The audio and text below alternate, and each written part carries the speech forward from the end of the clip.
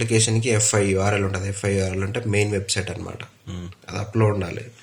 Next ESB server అంటే app సర్వర్లు. App సర్వర్లు 5 ఉన్నాయి. యాప్ సర్వర్కి IP అడ్రస్లు ఉంటాయి. ఆ యాప్ సర్వర్కి యాప్ సర్వర్ URLs ఉంటాయి. తర్వాత వెబ్ సర్వర్స్ ఉంటాయి. ఆ వెబ్ సర్వర్స్ IP అడ్రస్, ఆ వెబ్ సర్వర్స్కి ఆ వెబ్ URLs. సో యాప్ సర్వర్లు అన్ని యాప్లో ఉంటే యాప్ సర్వర్ URLs అన్ని యాప్లో ఉంటాయి. వెబ్ సర్వర్స్ అన్ని యాప్లో ఉంటాయి. వెబ్ సర్వర్స్ URLs అన్ని యాప్లో ఉంటాయి.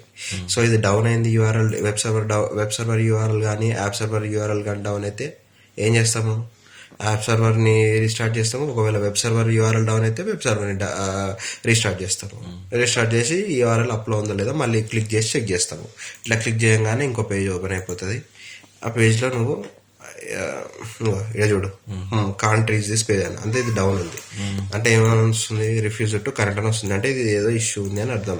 అప్పుడు నువ్వేం చేయాలి? దాన్ని తీసుకుపోయి దాన్ని రీస్టార్ట్ చేయాలి.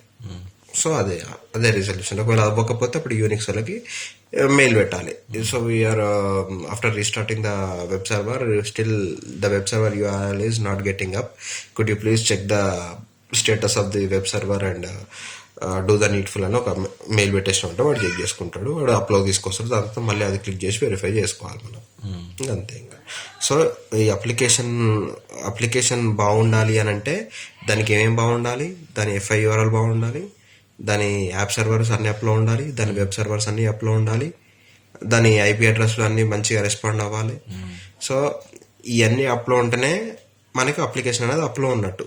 దాని DB సర్వర్ కూడా ఉంది చూడ, ఇగో DB సర్వర్ CSPRD4 అని ఉంది. సో అది. సో ఒక అప్లికేషన్ బాగుండాలి అని అంటే ఏమేమి బాగుండాలి? దాని డేటాబేస్ సర్వరు బాగుండాలి, ఇంకా దాని డేటాబేస్ సర్వర్ అప్లో ఉండాలి, దాని యాప్ సర్వర్లో అప్లో ఉండాలి, దాని వెబ్ సర్వర్లో అప్లో ఉండాలి, ఆ యాప్ సర్వర్కి రిలేటెడ్ యాప్ సర్వర్ URLs అప్లో ఉండాలి, ఆ web server URLs web server URLs అప్లో ఉండాలి. సో ఇవన్నీ అప్లో ఉంటేనే ఒక అప్లికేషన్ అనేది హెల్దీగా ఉన్నట్టు. సో నేను ఇందాక నీకు చూపించిన దాని టెస్ట్లో అదే. ఒక అప్లికేషన్ తీసుకున్నాం, యాట్నా అనే అప్లికేషన్ని. దాని డాష్బోర్డ్లోకి వెళ్ళి, సో మనకి ఒకవేళ క్లయింట్ యాట్నా అనుకో, యాంథమ్ అనుకో, ఇంకా ఏదన్నా అనుకో, HDFC అనుకో, యాక్సిస్ బ్యాంక్ అనుకో, ఏదన్నా అనుకో, ఏదో ఒక క్లయింట్కి మనం చెక్ చేస్తాం. So for example particular application నువ్వు చెక్ చేయాలగానే మనం ఏం చేస్తాము? ఫస్ట్ యాప్ సర్వర్స్, ఆ వెబ్ సర్వర్స్, ఆ యాప్ సర్వర్ URLs, ఆ వెబ్ సర్వర్ URLs, ఆ FIURL ఇవన్నీ అప్లోడ్ ఉన్నాయో లేదో చెక్ చేస్తాం. దాని తర్వాత ఇంకా డీప్గా ట్రబుల్ షూట్ చేయడానికి డైరెక్టర్స్లోకి వెళ్ళి, డాష్బోర్డ్లోకి వెళ్ళి నీ అప్లికేషన్ ఏదైతే ఉందో దాన్ని సెలెక్ట్ చేసుకుంటావు. నీ అప్లికేషన్ ఏది ఇందులో ఉన్నాయి అప్లికేషన్లు. సో నేను ఇంకో యాట్నా అనేది సెలెక్ట్ చేసుకుంటా. ఇది ఒక అప్లికేషన్ అంటే ఒక క్లయింట్. సో ఆ క్లయింట్ అప్లికేషన్ అనేది ఓపెన్ చేయగానే నాకు ఇంకో స్టేటస్ అన్ని చూపిస్తుంది, అన్ని గ్రీన్లో చూపిస్తున్నాయి. ఫర్ ఎగ్జాంపుల్ హోస్ట్ సర్వర్లో కానీ, హోస్ట్ సర్వర్ అంటే ఇందులో యాప్ సర్వర్లు ఉంటాయి, వెబ్ సర్వర్లు ఉంటాయి. సర్వీసెస్ అంటే మిడిల్ వేర్ సాఫ్ట్వేర్స్ అనమాట. అంటే ఈ అప్లికేషన్ రన్ అవ్వడానికి JBoss లాగా ఈ అప్లికేషన్ రన్ అవ్వడానికి మనకు ఒక సర్వీస్ అనేటోడు కావాలి, మధ్యలో బ్రోకర్ లాంటోడు అనమాట. వాడు ఉంటేనే ఇవి రన్ అవుతాయి, లేకపోతే రన్ అవ్వవు. సో ఆ సర్వీసెస్ అన్ని అప్లో ఉండాలి.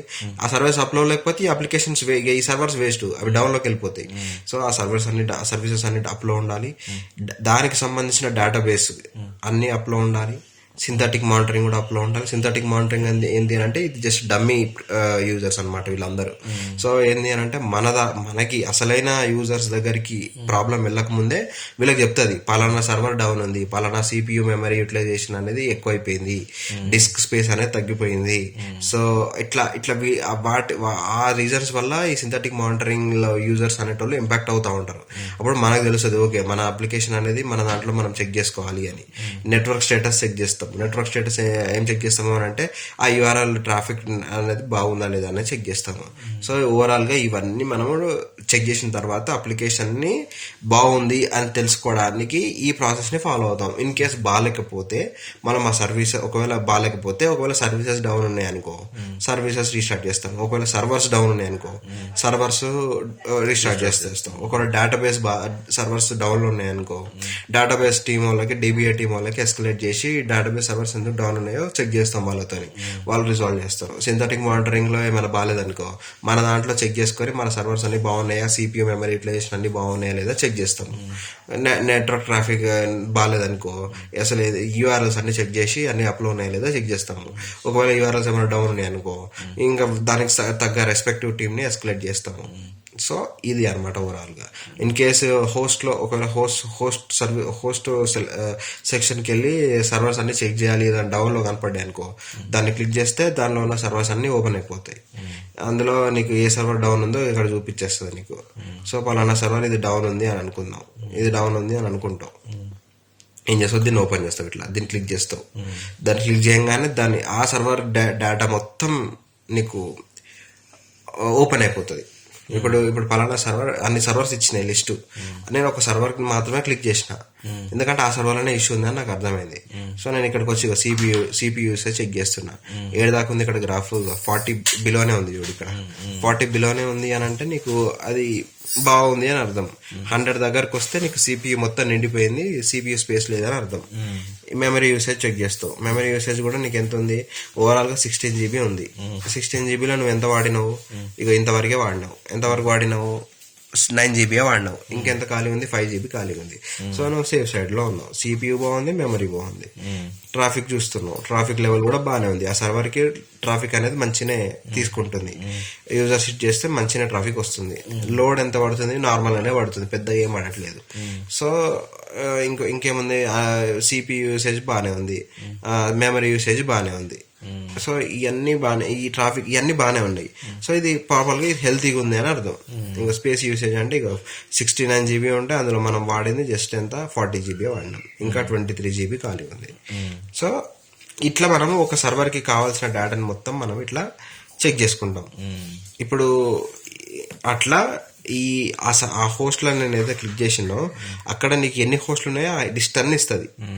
ఆ లిస్ట్లో నేను ఒకదాన్ని మాత్రం చెక్ చేసిన. అట్లా నువ్వు ఇవన్నీ చెక్ చేసుకోవచ్చు. ఏది చెక్ చేసినా నీకు memory, CPU, disk usage, traffic, network traffic ఇవన్నీ కనపడతాయి ఒక దాంట్లో metric data.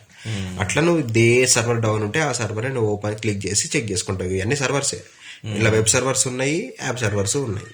So app servers అయితే యాప్ సర్వర్స్, వెబ్ సర్వర్స్ అయితే వెబ్ సర్వర్స్ చెక్ చేస్తారు ఓపెన్ చేసుకొని, అంతే.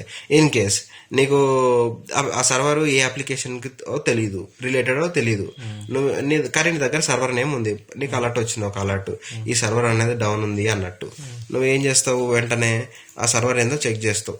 ఇప్పుడు ఫర్ ఎగ్జాంపుల్ ఒక సర్వర్ అనేది అలర్ట్ డౌన్ వచ్చింది, నీకు ఏదొచ్చింది అని అంటే ఏదో ఒక సర్వర్కి ఇట్లా డౌన్ వచ్చింది అనుకుందాం. దాన్ని ఏం చేస్తావు, ఇట్లా కాపీ చేసుకుంటావు. నీకు అప్లికేషన్ ఏదో తెలియదు, డైరెక్ట్రెస్ట్లో అది ఏ అప్లికేషన్లో ఆ సర్వర్ ఉందో తెలియదు నీకు. నువ్వేం చేస్తావు, అప్పుడు ఇక్కడ సెర్చ్ అనే ఆప్షన్ ఉంటుంది డైరెక్ట్రెస్ట్లో మనకి, అది కొట్టి ఈ సెర్చ్లో ఆ సర్వర్ని ఇచ్చేస్తావు. ఇచ్చేయంగానే నీకు ఆ సర్వరు అనేది నీకు పాపప్ అవుతుంది, తీసుకుంటుంది, రీడ్ చేసుకొని ఇక్కడ వచ్చింది చూడు, దాని మీద క్లిక్ చేస్తావు. క్లిక్ చేయగానే నీకేమవుతుంది, ఏమొస్తుంది డేటా, ఇప్పుడు సేమ్ మళ్ళీ అదే డేటా వస్తుంది, మెమరీ, CPU యూటిలైజేషన్ కావాలంటే చూడు లోడ్ అవుతుంది.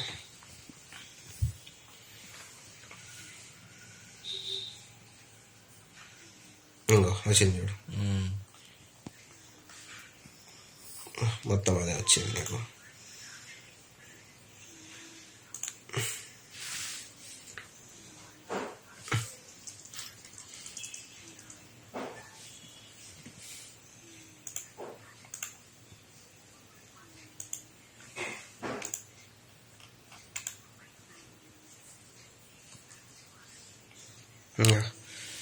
ఏదో ఒక సర్వర్ని ఓపెన్ చేస్తావు, ఇట్లా నీకు డౌన్ వచ్చింది సర్వర్కి, ఆ సర్వర్ ఏ అప్లికేషన్ తెలియదు, నువ్వు డైరెక్ట్గా పోయి దాన్ని అక్కడి నుంచే నువ్వు చెక్ చేసుకోవచ్చు.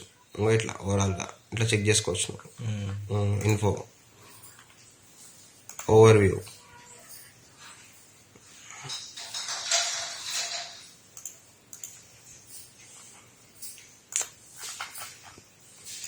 ఏంటి కింద అది అదే స్క్రోల్ అయితే లేదు, ఇది స్క్రోల్ అయితే కింద నీకు అవన్నీ ఉంటాయి, ఇందాక నేను చూపించిన అన్నీ ఉంటాయి.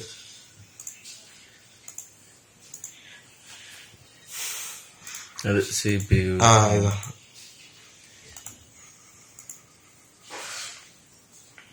CPU యూటిలైజేషన్ అవన్నీ ఉంటాయి అన్నమాట నీకు.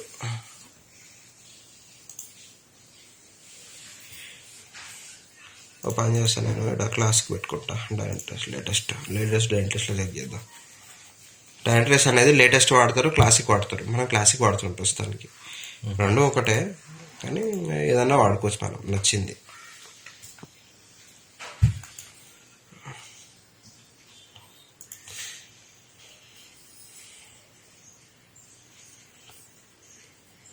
ఇంకో ఇది ఓల్డ్ అనమాట. ఇప్పుడు నేను ఆ సర్వర్ని ఇక్కడ ఎంటర్ చేస్తున్నా చూడు. ఆ సర్వర్ నేను ఇడ వాడుతున్నా. ఇప్పుడు ఆ సర్వర్ అనేది డౌన్లో ఉంది. ఆ సర్వర్ డైరెక్ట్గా పోయి ఇక్కడ సెర్చ్ ఆప్షన్ ఉంది కదా, ఆ సెర్చ్ ఆప్షన్లో కొట్టినా ఏమొచ్చింది నాకు ఇక్కడ. ఇంకా సేమ్ అదే CPU utilization, memory utilization, traffic, system load, process, CPU usage, memory usage. ఇగో ఇక్కడ మెమరీ యూట్ ఎట్లుందో ఇక్కడ ఇంతగానం తీసుకుంది, మరి ఇక్కడ డౌన్ అయిపోయింది. అంటే దాని అర్థం ఇక్కడ ఎక్కువ డేటా వచ్చి ఉంటుంది, ట్రాన్సాక్షన్ డేటా ఎక్కువ వచ్చి ఉంటుంది, అందుకే మెమరీ ఎక్కువ తీసుకొని ఉంటుంది. వీడికి వెళ్ళిన తర్వాత ట్రాన్సాక్షన్ డేటా తగ్గిపోయి ఉంటుంది. అంటే ఇక ఈ రాత్రి పూట ఎవడు వాడతాడు ఎవడు వాడాడు అప్లికేషన్, కాబట్టి తగ్గిపోయింది. ఒకసారి డౌన్ అయిపోయింది చూడు, ఇక్కడ నుంచి ఇక్కడ స్పైక్ ఇట్లా పడిపోయింది చూడు. సో అట్లా మనం అనలైజ్ చేసి ఈ సర్వీసెస్ డౌన్ ఉన్నాయా, బాగున్నాయి, నెట్వర్క్ ట్రాఫిక్ చూడు ఎట్లుందో, అంతా బాగుంది. రెస్పాన్స్ టైం కూడా చెక్ చేస్తాము. రెస్పాన్స్ టైం 200 millisecond లోపల ఉండాలి, గుర్తుపెట్టుకో. ఆర్ 500 millisecond లోపల ఉండాలి. 1000 milliseconds కంటే ఎక్కువ ఉందంటే అది ప్రమాదంలో ఉంది. సో 1000 millisecond అంటే 1 second is equal to 1000 milliseconds. So 500 milliseconds అంటే 6 సెకండ్లు. సో అట్లా. సో ఇట్లా నువ్వు ఏదైనా సరే డైరెక్టర్స్లో చెక్ చేయగలుగుతావు అంతే. This is the directories.